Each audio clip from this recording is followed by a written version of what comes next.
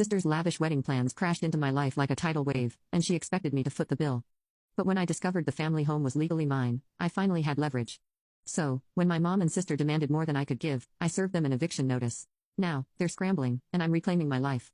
I guess I should start by introducing myself. I'm Tracy, and at 28, I've already lived through enough family drama to last a lifetime. My early childhood memories are pretty hazy, but I remember bits and pieces from when my dad was still alive. I was only 5 when he passed away, and honestly, his face in my memories gets blurrier every year. Mom didn't waste much time moving on. Within a year, she had remarried, and a year after that, my half-sister Emma was born. Don't get me wrong, my stepfather was actually a decent guy. He treated me well enough during the 10 years he was around, but when I was 15, he and Mom split up. That's when things really started changing. Mom didn't need to work because the alimony was good, but she developed this nasty habit of reminding me constantly that my own father had left us nothing, while my stepfather's money was keeping me fed and clothed.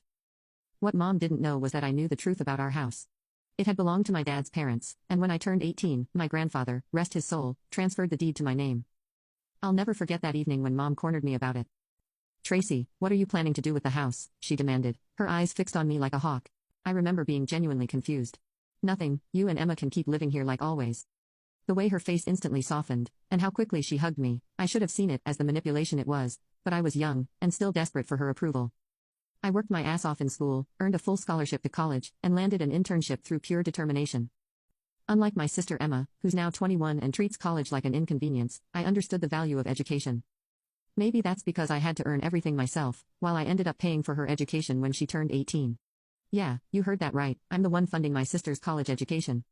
Mom somehow convinced me it was my duty when Emma graduated high school.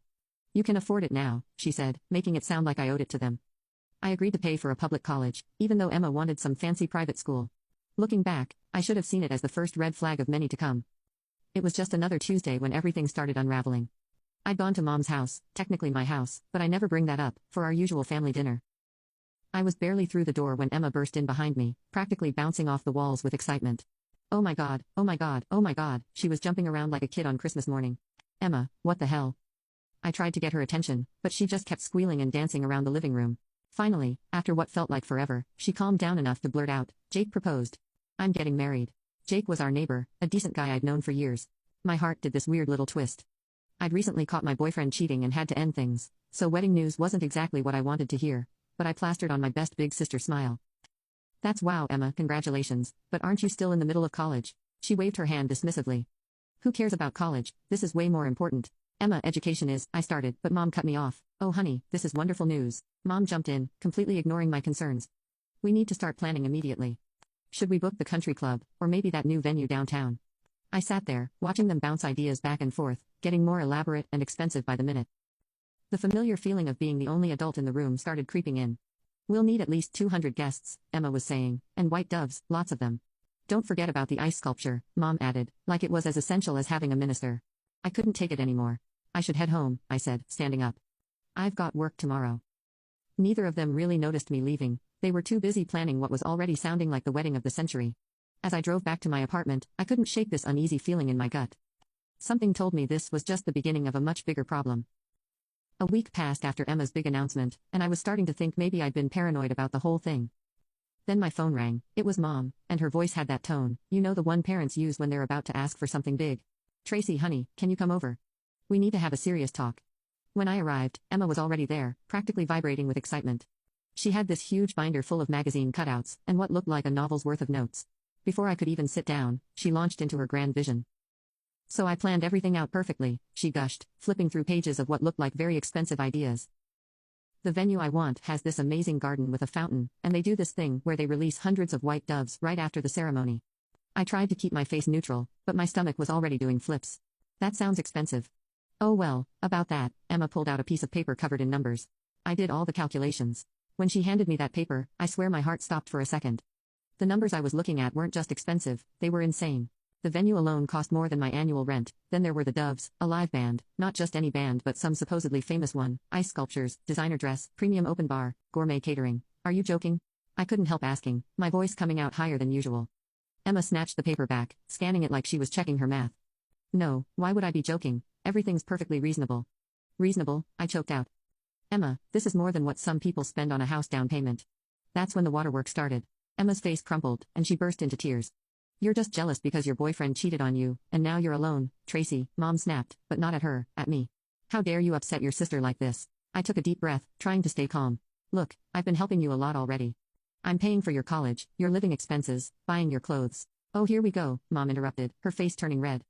You're going to throw all that in her face now. That's what family does, Tracy. We help each other, you're just fulfilling your duties as a big sister. I stood up, my hands shaking. I'm leaving, this is ridiculous. Fine, Emma screamed after me as I headed for the door. I'll ask Daddy for the money instead, and don't expect an invitation to the wedding since you're too selfish to help. I slammed the door behind me, but not before hearing Mom consoling Emma. Don't worry, sweetie, your sister has always been difficult. We'll figure something out. The next 2 weeks were blissfully quiet, no calls from Mom, no texts from Emma, no guilt trips or manipulation attempts. I actually got to focus on my work and enjoy some peace for once. But like all good things in my life, it didn't last. My phone rang one afternoon, and I was surprised to see my stepfather's name on the screen. We hadn't talked in a while, though we'd always maintained a decent relationship after his divorce from Mom. Tracy, got a minute? He sounded tired. Sure, what's up? Your mother and Emma came to see me, he said, and I could hear him sighing. They showed me this wedding budget. I couldn't help but laugh. Let me guess, they want you to pay for the extravaganza. They did, until I saw those numbers. Tracy, what the hell are they thinking? Emma's never worked a day in her life, she's still in college, which you're paying for by the way, and she wants a wedding that costs more than my first house. They tried to get me to pay for it first. I explained when I refused. Emma threw a tantrum and said she'd ask you instead. He chuckled, but it wasn't a happy sound. Well, I told them absolutely not. My sister's lavish wedding plans crashed into my life like a tidal wave, and she expected me to foot the bill. But when I discovered the family home was legally mine, I finally had leverage. So, when my mom and sister demanded more than I could give, I served them an eviction notice. Now, they're scrambling, and I'm reclaiming my life. Emma may be my daughter, but I'm not going to encourage this entitled behavior. She needs to learn the value of money. We talked for a while longer, sharing our frustrations about the situation. It felt good to know I wasn't the only one who thought this was all insane, but the peace didn't last long. A week later, Mom and Emma showed up at my apartment unannounced. They didn't mention their failed attempt to get money from my stepfather. Instead, they came armed with a new budget, still ridiculous, but less astronomical than the first one. See, Emma said, shoving the paper at me, we cut everything down, now you can help. I looked at the numbers, they'd removed the doves, and the famous band, but it was still way more than I could afford. Emma, I still can't pay for this. You could take out a loan, she said, like it was the most obvious solution in the world. I stared at her, waiting for her to say she was joking. She wasn't. My baby sister was seriously suggesting I go into debt for her wedding. That's actually a great idea, Mom chimed in, beaming like Emma had just solved world hunger. The payments wouldn't be too bad if you spread them out over a few years. That was my breaking point. I stood up, walked to my front door, and held it open. Get out, both of you. I'm not taking out a loan for your wedding. I'm not paying for any of it. End of discussion. You selfish scum, Emma spat, gathering her things. I hope you die alone. Mom gave me one of her patented disappointed looks as they left. I really thought I raised you better than this, Tracy. I closed the door behind them and slid down to the floor, my head in my hands. Somehow, I knew this wasn't over. With my family, it never is. A month passed, and life went on.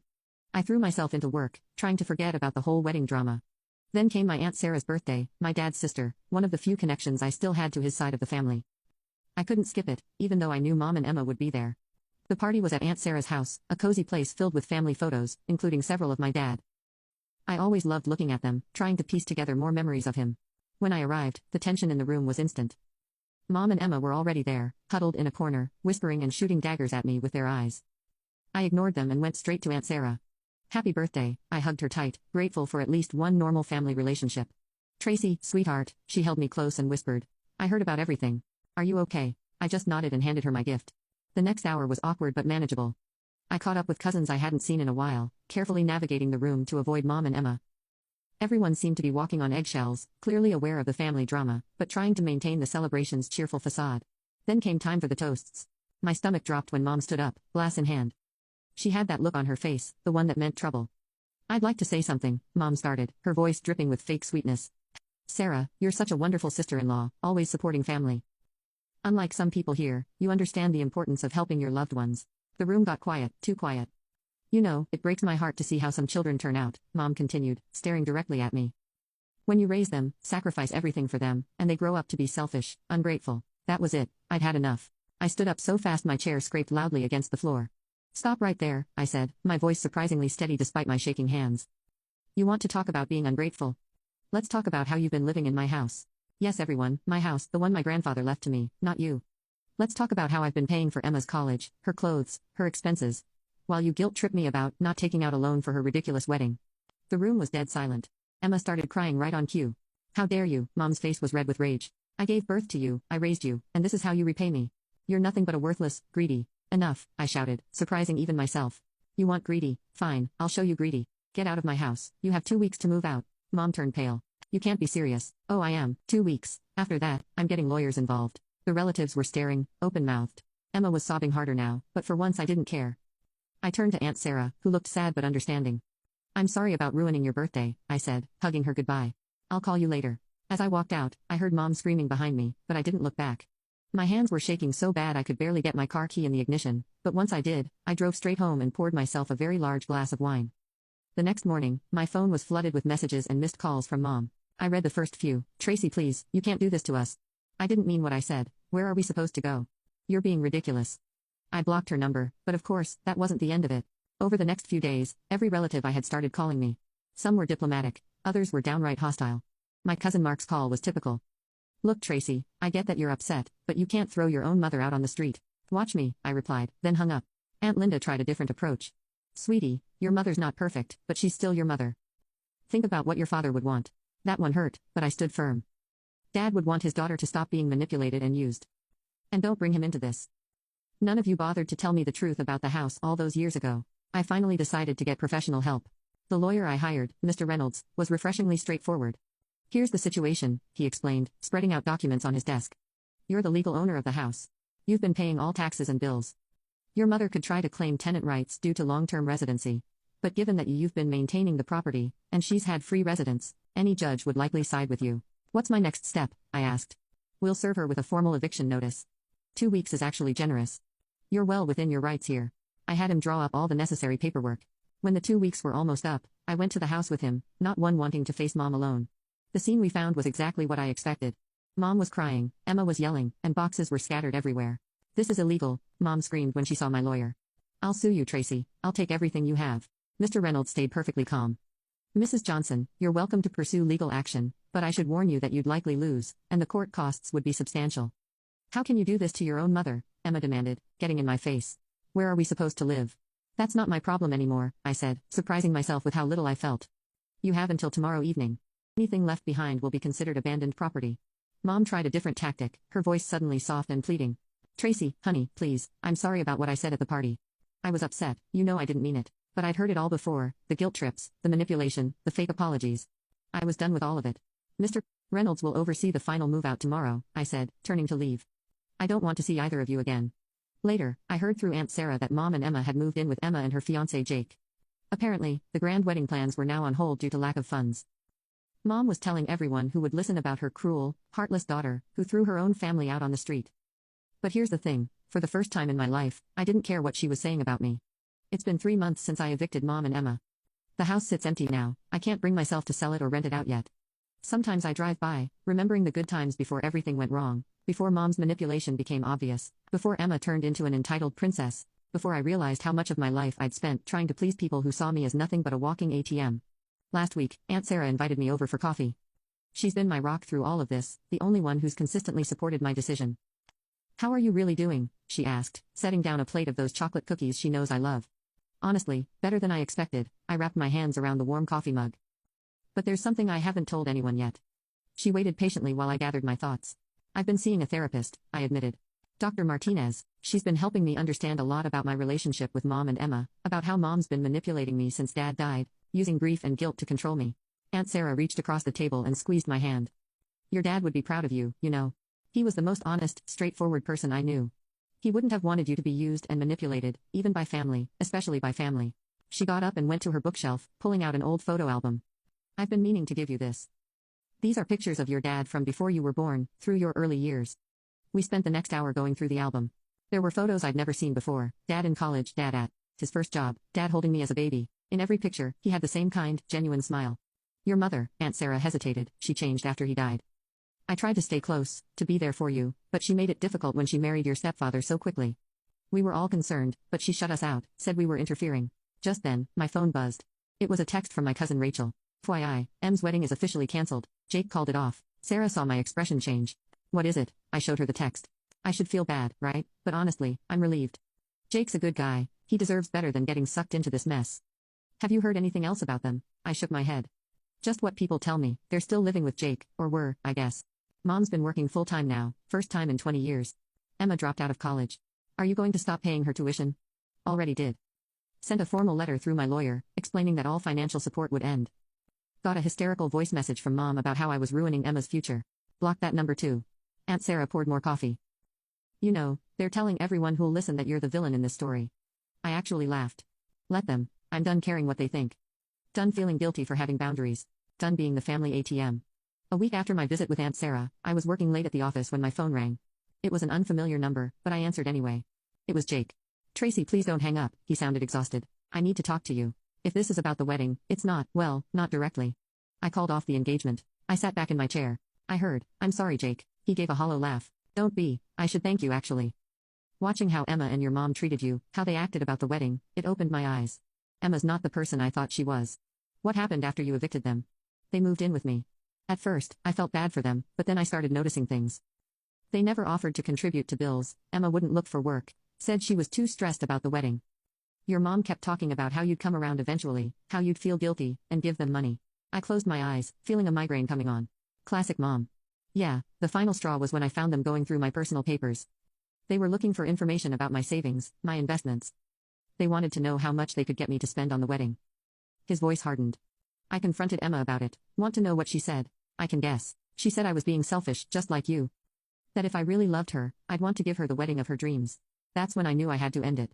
After I hung up with Jake, I sat in my office for a long time, thinking about everything that had happened. My phone buzzed again, another text from Rachel. Mom and Emma got kicked out of Jake's place. They're staying with Grandma now. Emma's telling everyone Jake cheated on her, Mom saying you turned him against her. I didn't respond. Instead, I opened my laptop and started looking at real estate listings. Maybe it was time to sell the house after all, use the money to buy myself a place closer to work, somewhere with no painful memories attached. The next day I met with my therapist, Dr. Martinez. How are you feeling about everything? She asked. You know what's weird? I feel guilty about not feeling guilty. Does that make sense? She smiled. Perfect sense. You've spent your whole life being programmed to feel responsible for your mother and sister's happiness.